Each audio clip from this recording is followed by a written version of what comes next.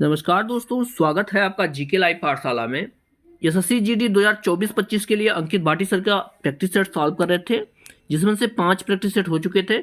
आज आपका छठा प्रैक्टिस सेट है, तो प्लीज़ इससे पहले 5 न देखें तो जाकर जरूर देखिएगा। बहुत ही अच्छे क्वेश्चन इसमें सब दिए गए हैं। छठे प्रैक्टिस सेट शुरुआत करने से पहले आप लोग से निवेदन है कि आप लोग प्लीज़ चैनल को जरूर सब्सक्राइब कीजिएगा, क्योंकि 90 से 95% लोग एनालिसिस में दिखता है कि चैनल को बिना सब्सक्राइब किए देख रहे हैं। तो प्लीज़ आप लोग से हाथ जोड़ के निवेदन है कि आप लोग चैनल को जरूर सब्सक्राइब कीजिए।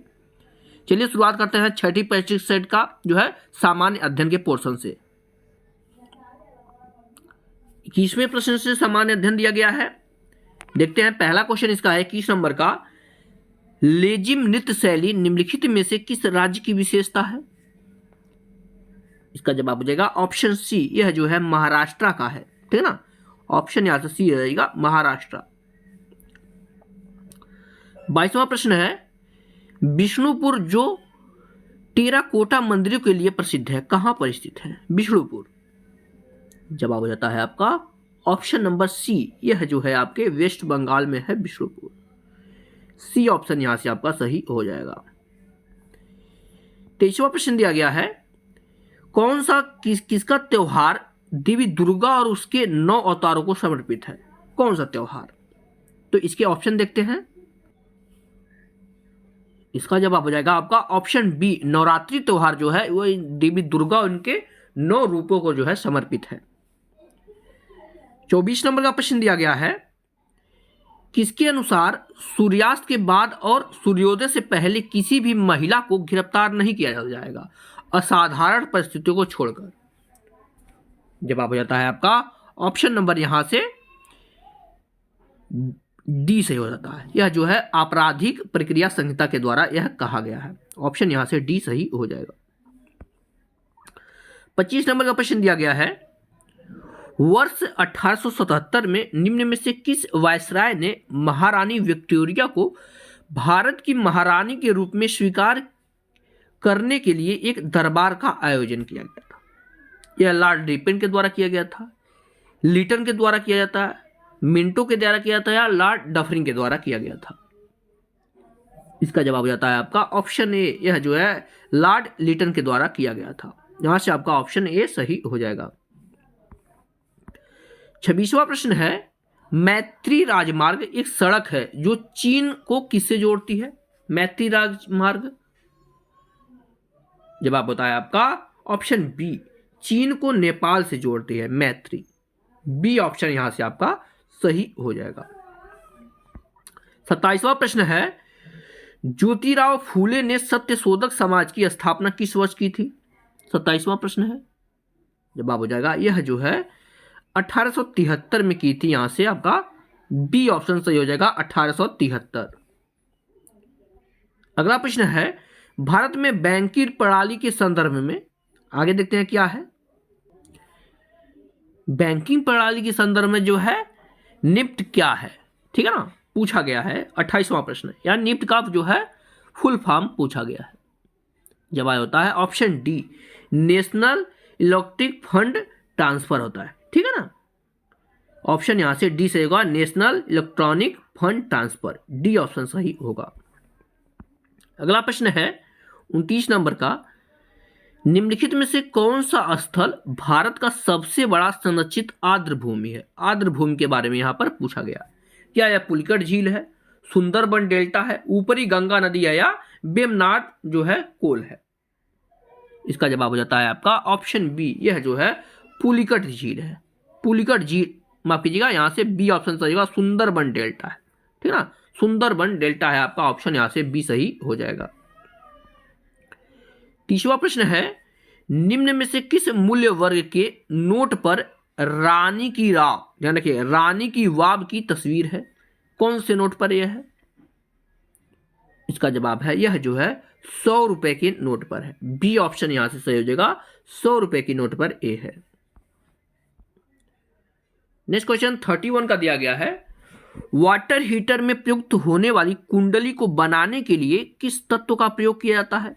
आप लोग वाटर हीटर देखे होंगे, जो है घूमी घूमी सी रहती है, वो किसकी बनी होती है? जवाब हो जाता है ऑप्शन सी, यह जो है नाइक्रोम की होती है। ऑप्शन यहां से सी सही हो जाएगा। 32 नंबर प्रश्न है, एड्स फैलने के लिए कौन सा प्रेरक अभिकारक जिम्मेदार है, या पूछा गया किसकी वजह से एड्स होता है।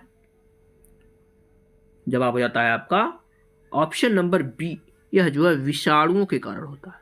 यहां से आपका बी ऑप्शन सही हो जाएगा। किसके कारण होता है, विषाणुओं के कारण होता है, यानी वायरस के कारण।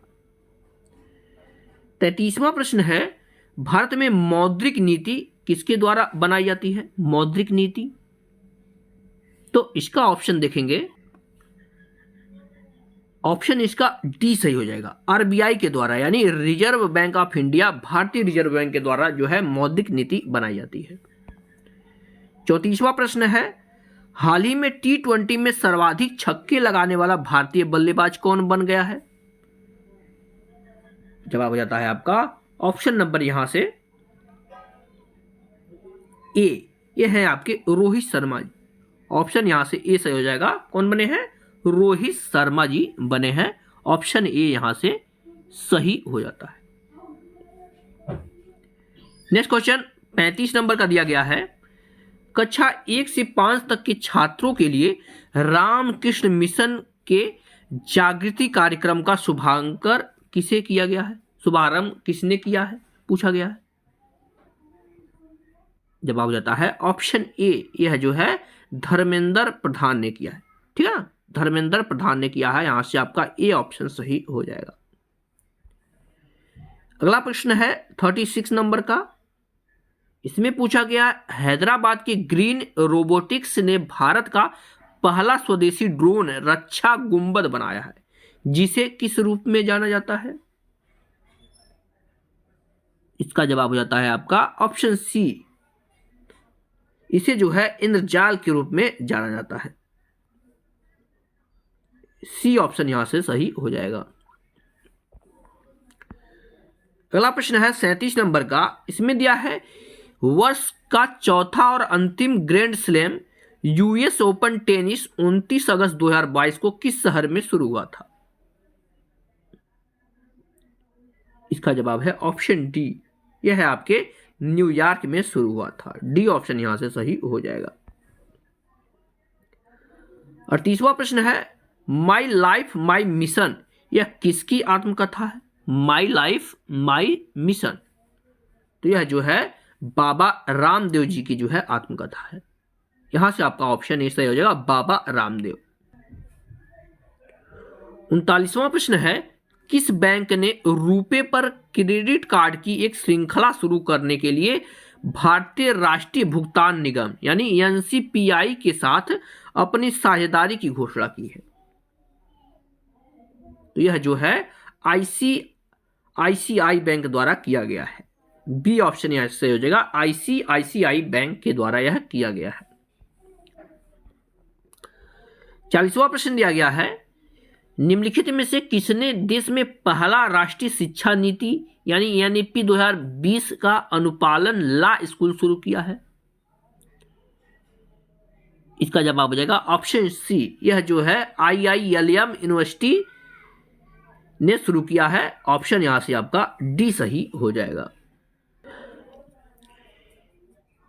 अब आते हैं इसके सेक्शन डी पर, जो कि सामान्य हिंदी से है।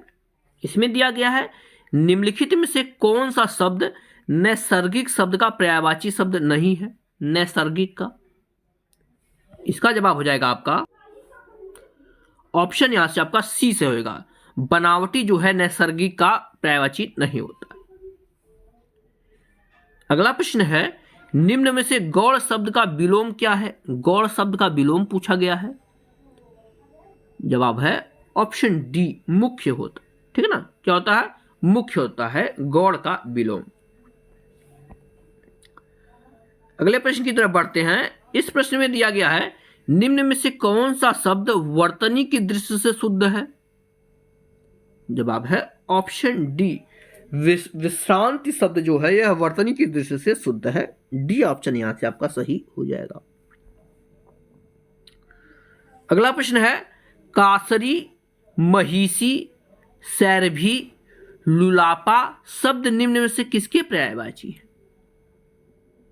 जवाब हो जाएगा यह सब जो है भैंस के पर्यायवाची हैं। बी ऑप्शन यहां से सही हो जाएगा, भैंस के पर्यायवाची हैं। और यह जो है आपका इंपॉर्टेंट क्वेश्चन है, इस तरह से अब जो है पेपर में प्रश्न बनते आए हैं। अगला प्रश्न 65 नंबर का है। इस प्रश्न में दिया है निम्नलिखित में से शुद्ध वाक्य का चयन करना है। इन चारों में से कौन सा वाक्य शुद्ध है, एक बार आप लोग देख करके जवाब दीजिए। जवाब हो जाएगा ऑप्शन बी, वह सारी रात पढ़ता रहा। यह वाक्य जो है आपका शुद्ध है। बी ऑप्शन यहां से आपका सही हो जाएगा। 66वां प्रश्न दिया गया है रिक्त स्थान भरने के लिए दिए गए विकल्पों में से उचित शब्द का चयन करें। गुरुजी मेरा स्वीकार करें, क्या अभिनंदन स्वीकार करें, स्वागत स्वीकार करें, अभिवादन स्वीकार करें या अभिमान स्वीकार करें। जवाब हो जाएगा ऑप्शन सी, गुरुजी मेरा जो है अभिवादन स्वीकार करें। सी ऑप्शन यहां से आपका सही हो जाएगा। आगे बढ़ते हैं। नेक्स्ट क्वेश्चन में दिया गया है निम्न में से अशुद्ध शब्द कौन सा है। अशुद्ध, प्रतिद्वंदी है, प्रौढ़ है, प्रगति है या प्रफुल्ल है। जवाब हो जाएगा प्रतिद्वंद शब्द जो है यह आपका अशुद्ध है। ऑप्शन यहां से आपका ए सही हो जाएगा। आगे बढ़ते हैं। पूरब और उत्तर के बीच की दिशा वाक्यांश के लिए शब्द क्या होगा। पूरब और उत्तर के बीच की दिशा को क्या बोलते हैं। जवाब हो जाता है आपका ऑप्शन नंबर बी, इसे जो है ईशान बोलते हैं।